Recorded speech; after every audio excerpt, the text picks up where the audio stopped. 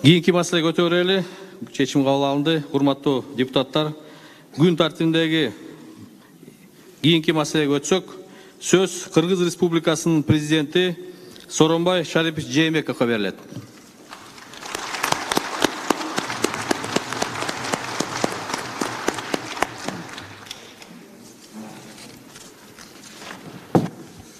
Урматтуу мекендештерим, урматтуу депутаттар, мына президентке шайланганыма кече 3 жыл болду. Кудайдын буйругу менен элдин колдоосуна таянып, мамлекеттик бийликтин баардык бутактары менен биргеликте ички жана тышкы саясатта бир топ иштерди аткардык. 2017 жылы президентке аттанганда берген негизги убаларымды аткаруу ушул 3 жылдык эмгегимдин өзөгүн түздү. Президенттик мөөнөтүнүн алгачкы жылын тышкы саясатты жолго коюуга жумшадым. Бул көзгө көрүнбөгөн, бирок көп убакытты жана күч аракет талап кылган түшүктүү иш болду. Тышкы саясатты улуттук кызыкчылыктарыбызга толук жооп бергидей жүргүздүк. Мамилебиз согундап калган мамлекеттер менен өнөктөштүгүбүздү бекемдедик. Өлкөнү санариеттештирүү, калкты таза суу менен камсыздоо, жаңы жерлерди өздөштүрүү, калкты турак жай менен камсыз кылуу — бул менин президенттик ишимдин негизги багыттары болду. Ички миграцияны токтотуу максатында аймактарды өнүктүрүү саясатына өзгөчө басым жасадым. Бюджеттик жана өлкөнүн финанс институттарынын каражатын эретке буралдык. Өлкөбүздүн экспорттук потенциалын көтөрүү максатында аймактардагы ишкерлер өзгөчө кайра иштетүү тармагы сезилерлик каржылык колдоо алышты. Соттук укуктук реформасын ордунан жылдырдык. Коррупция каршы күрөш жүрдү.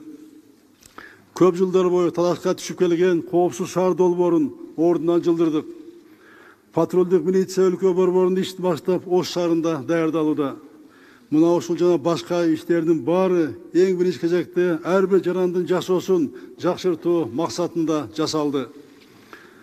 Урматтуу мекендештерим, өлкөбүздүн тарыхы 6 октябрга чейин жана андан кийинки учуру деп өлчөнүп калды. Бул факт. Бул бурулуш бизге эмне алып келет? Тарых жана убакыт өз баасын берет. Бул күндөр ар бир кыргызстандык үчүн эң оор күндөр болду. Менин дарегиме колдоо айтуу менен бирге мамлекет башчы катары тез арада кырдаалды жөнгө салуу талаптары катуу сын пикирлер айтылды. Кыйчалыш учурда эмнелер жасалган азыр кайрадан айтып отурбайын. Болгон күч аракетинди өлкөнү укук талаасына кайтарууга жумшадым. Мамлекетибиздеги журт тааныган ишмерлер жана өнөктөштөрүбүз менен сүйлөшүүлөрдү жүргүздүм. Жүздөгөн мекендештерим тынчтануусун билдирип, кеңештерин айтышты. Баарыбыз үчүн өлкөдөн өткөн дөөлөт жок экендиги дагы бир рет ынандым. Биздин жарандык коом күчтүү жана ачык деп буга чейин айтып келгем. Жарандык коом менен массалык маалымат каражаттарын ушул күндөрдөгү аракеттери Кыргызстан укуктук өлкө экендигин далилдөөгө багытталды. Мына ушундай жарандык позициялар үчүн баарыңарга ыраазычылык билдирем. Опурталдуу күндөрү коомдук тартипти сактаган элдик дружиналар чыныгы каармандарыбыз болуп калды. Алар Бишкек шаарынын тургундарынын терең сый урматына татыктуу. Учурдан пайдаланып, Кыргызстандын тагдырына кайдыгер карабаган өнөктөштөрүбүздүн, анын ичинде Россия Федерациясына, Казакстанга, Америка Кошмо Штаттарына, Великобританиянын, Бириккен Улуттар Уюмунун, Евробиримдиктин жана Түркманын жетекчилигине ыраазычылык билдирем. Урматтуу мекендештерим, мамлекет башына эң кыйын учур келгенде жоопкерчиликти таштап кетип калууга акысы жок деген элдин үнүн угуп, бул күндөрү болгон аракетимди жумшадым. Мен үчүн өлкөбүздүн бүтүндүгү, элибиздин биримдиги, коомубуздун ынтымагы бардык кызмат ордунан бийик. Мен үчүн ар бир жарандын ден соолугу, ар бир мекендештин өмүрү баарынан кымбат. Өлкөбүздө тынчтыкты сактап калуу, элди бөлүп жарбоо максатында президенттик кызматтан кетүү чечимин кабыл алдым. Албетте, бул чечим коомчулук тарабынан ар кандай кабыл алынууда. Бул туура чечим же жокпу, тарых жана убакыт таразалайт. Кудай алдында, кадырлуу журтум алдында менин жүзүм жарык. Ушул курак, ушул кызматка жеткенге чейинки топтогон тажрыйбамды мындан ары да элим үчүн колдон келишинче жумшайм. Албетте, бүтпөй калган иштер калды. Буга ичиң ачпай койбойт. Аткарылуучу дагы милдеттер көп эле. Ар бир президенттин чоң кыялы максаты болот экен. Менин амбициялуу максатым бул Кытай, Кыргызстан, Өзбекстан темир жолун куруу долбоор эле. Бул долбоор боюнча жогорку деңгээлдеги сүйлөшүүлөр болуп, саясий чечим кабыл алынган. Ушуга тиешелүү өлкө баштары менен сүйлөшүп, бул ишти баштаганбыз. Эксперттер ишке киришип, маселе ордуна жылган. Билесиздер, бул долбоор Кыргызстан үчүн, биздин келечек үчүн аба менен суудай керек.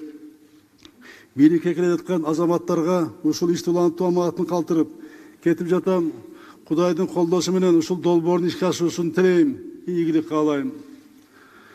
Урматтуу мекендештерим, иш болгон жерде кемчилик болду. Ал үчүн кадырман элим сиздерден мен кечирим сурайм. Ар бир мекендешиме ден соолук жана бакыт таалай тилейм. Ар бир үйдө жакшылыктар көп болсун. 3 жылдык ишимде мага сеним көрсөтүп келген мекендештериме, чогуш тешкен бардык бийлик бутактарына, мамлекеттик жана жергиликтүү органдарга, өзүмдүн аппаратыма, жарандык коомго жана медиа тармагына терең ыраазычылыгымды билдирем. Эки тизгин бир жылдықты колго алып жаткан жаңы бийликтин ишине ийгиликтерди каалайм. Садымды Козович, өзгөчө сизге Кудайым күч-кубат берсин, ийгиликтер болсун. Баарыбыздын тагдырыбыз тең, жалгыз Кудайдын колунда.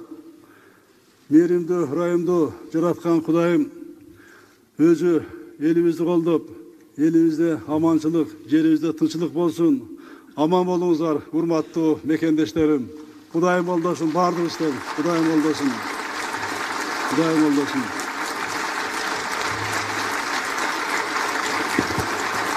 Рахмат.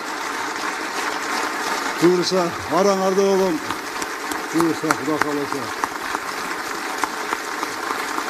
Рахмат. Рахмат.